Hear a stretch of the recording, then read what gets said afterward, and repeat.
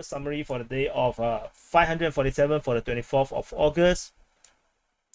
I don't have much conclusion really to add. All this amphibious operation is just a proof of capability of the Ukrainians landing at Olenivka. But then clearly we are not going to see a salient or beachhead being developed, given a massive lack of amphibious equipment. You cannot land tanks, so it's going to be difficult for the Ukrainians to actually develop a meaningful beachhead. Similarly, the situation over at the Kherson front is the same. The Ukrainian forces basically are landing special forces, in a sense, commando units, and try to do sabotage, or just to keep the Russians busy. This is pretty much the amphibious operations are doing, and basically that's also what special forces around the world does. So the special forces will train river rowing, or river operations, riverine operations, amphibious operations, but they are all usually special forces to penetrate into the rear of the enemy, not exactly some kind of offensive kind of thing. So, and over at the situation at Robotine, as mentioned, the Ukrainian forces currently have entrenched themselves in the northern part, and they use that as the springboard to attack southward. The Russian forces is unlikely to be in the village anymore. They are currently probably in the forest line in the southern part, and this is where they launch their attacks. So which is why the fighting is largely over in the southern part of Robotine. However, the Russians has already been ejected largely out of Robotine, but the town is not secure. The Ukrainians still have to fight for Robotine to at least create this buffer. Similarly to the same situation over at OUTSKIRT and Stalemate, over at the Velika Novosilka sector, the Ukrainian forces will have to create a buffer on the east and west flank of the town in order to fully secure the town, and then have a good springboard, or a good foundation for them to push southward from Robotine. So without that, it's going to be difficult with the Russians too close to the southern outskirts. It's not going to be able to be a real secure, and this capture would just be just in name only, not in real life. So there's this, and there's also interesting information suggesting that the Ukrainians are continuing their push towards Lvov and trying to break through from the eastern part of Robotine, and I find this actually very interesting.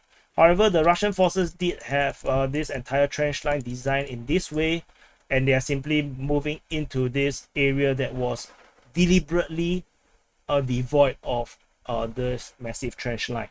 So there must be some kind of plan from the Russians to design it in this way. I'm not sure why they want to design it in this particular method. So it could be this is first line of defense, and then but we do not want to have a break, so we have another one. And then there's another one here, another one here. So this is just the way how they design the trench line, and then there's also some trenches around here. So I'm not sure if there's a design of a funnel. So like you want to funnel the enemy into a kill zone kind of thing, a funnel. So I'm not sure if that was in mind. So let's not speculate that far yet, because this is still quite a lot of ground to cover for the Ukrainian side. We are talking about 2-3 kilometers deep to actually go to the next, to all the way to this southern side of the trench line. So it's still quite a distance given the intensity of the fighting over at the Robotine region. Over at the OUTSKIRT region, Staromayoske, OUTSKIRT, this area, it looks like it went into a stalemate. The Ukrainian progress has entirely ground to a halt. So I don't expect any breakthrough just yet, unless the Ukrainians are able to mass one big ball of forces and then do this massive breakthrough.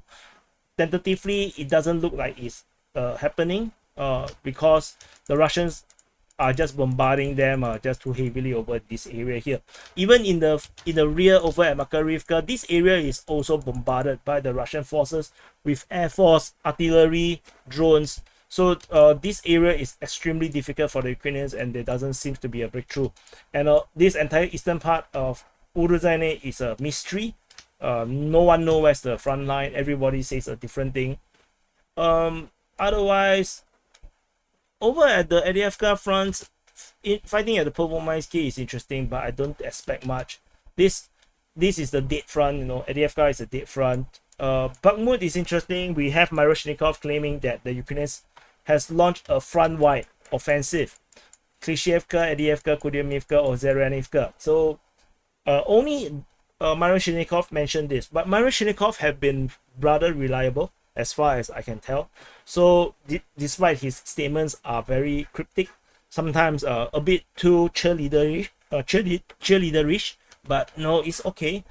I think something to watch to see whether this will end up in any kind of breakthrough. Northern flank is pretty much dead at this moment. Crimea front is another dead front. Fighting at Novoyehorivka, no, I don't think much is going to happen there. Novosibirsk is another one. I think even the Russian Kupiansk front is starting to look a bit dead, although it seems like there is some kind of progress since the statements now stopped using Vershana. They start to use Petropavlivka, but we shall continue to see whether this is the case. Too little intelligence coming out from the Kupiansk front, so it's a bit hard to tell what is exactly happening. So basically, this is the conclusion, and nothing much to really add about Wagner and Prigozhin.